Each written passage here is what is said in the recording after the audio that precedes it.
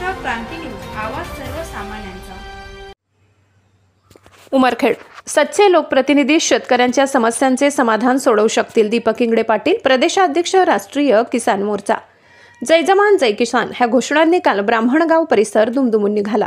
BJP Congress हे दोन्ही पक्ष मनवादी विचारसरणीचे पक्ष आहेत, त्यांना शेतकरी हिताचे काहीही पडलेले नाही असा घणाघात राष्ट्रीय किसान मोर्चाचे महाराष्ट्र प्रदेशाध्यक्ष दीपक इंगळे पाटील यांनी केलाय।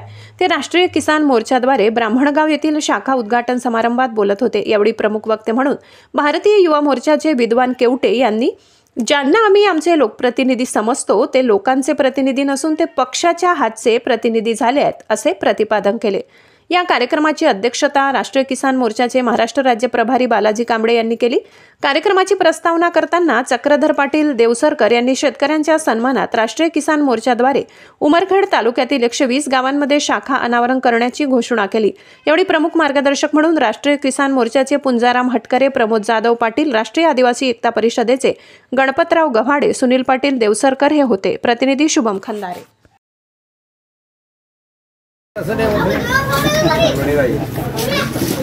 बोला मी चक्रधर पाटील देवसरकर, राष्ट्रीय किसान मोर्चाचा प्रदेश कार्याध्यक्ष आणि त्यांना आज ब्राह्मणगाव या गावामध्ये राष्ट्रीय किसान मोर्चाची शाखा तयार झाली। त्यांना सर्वप्रथम शुभेच्छा देतो आणि आमचे महाराष्ट्राचे प्रदेशाध्यक्ष माननीय दीपक भाऊ इंगळे पाटील आणि राज्य प्रभारी बालाजी कांबळे सर, सर्व मान्यवर यांच्या उपस्थितीमध्ये हा कार्यक्रम यशस्वी झाला आणि या माध्यमातून या उमरखेड तालुक्यात गाव तिथे शाखा सगळीकडे एकच चर्चा आणि गाव तिथे राष्ट्रीय किसान मोर्चा हे अभियान आम्ही या ठिकाणी येणाऱ्या काळामध्ये महिन्या 2 महिन्यामध्ये राबवणार आहोत। आणि या शेतकऱ्यांच्या समस्या म्हणजे कोणत्या, हमी भावाच्या समस्या असतील। हमीच्या भावाच्या बाबतीमध्ये आमच्या यवतमाळ जिल्ह्यात सर्वात मोठी कृषी उत्पन्न बाजार समिती ही आर्णीची आहे आणि त्यानंतर उमरखेड कृषी उत्पन्न बाजार समिती सुद्धा मोठी आहे। ह्या कृषी उत्पन्न बाजार समितीच्या निवडणुकीसाठी कोट्यावधीची उलाढाल झाली असं आमच्या प्रमोद भाऊने त्या दिवशी सांगितलंच होतं एका मीडियावर।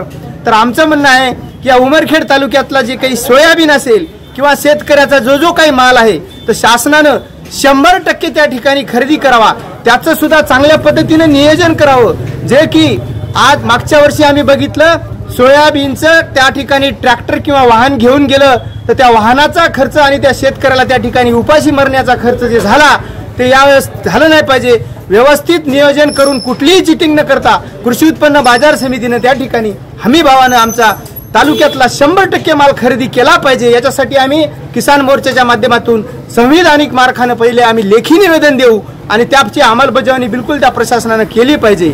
दुसरा महत्त्वाचा भाग शेतकऱ्याबद्दल आपण ते काय बोलणार आहात? शेतकऱ्याच्या हातात हालात व्यापाऱ्याला म्हणजे शेतकऱ्याचा सोयाबीनला भाव नाही आहे, त्याचा सरकार असं करत आहे की आम्ही हमी भाव देऊ पण आता देत नाही। आता 3,500 ते 4,000 रुपये सोयाबीन भाव विका लागलं, त्यामुळे शेतकरी आता हवालदिल झालेला आहे। त्यामुळे आपलं काय म्हणणं आहे?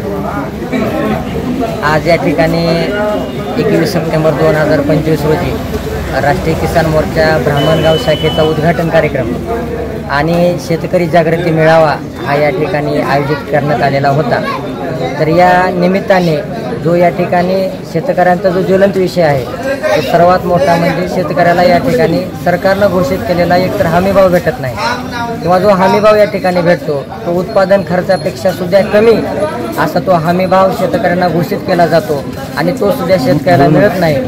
त्यामुळं सरकारनं घोषित केलेला हमीभाव न मिळाल्यामुळं तसेच स्वामीनाथन आयोगाप्रमाणे उत्पादन खर्चावर आधारित हमीभाव शेतकऱ्याला न भेटल्यामुळं सन 2024-25 मध्ये महाराष्ट्रातल्या सोयाबीन उत्पादक शेतकऱ्यांचं जवळपास 17,000 कोटी रुपयाचं नुकसान या सोयाबीन उत्पादक शेतकऱ्यांचं झालेलं आहे। त्याच्यामुळं स्वामीनाथन आयोगाची अंमलबजावणी आणि राज्य कृषी मूल्य आयोगानं काढल्याप्रमाणे यूट्यूब चॅनलला लाईक करा, सबस्क्राईब करा आणि बेल आयकॉनला प्रेस करा।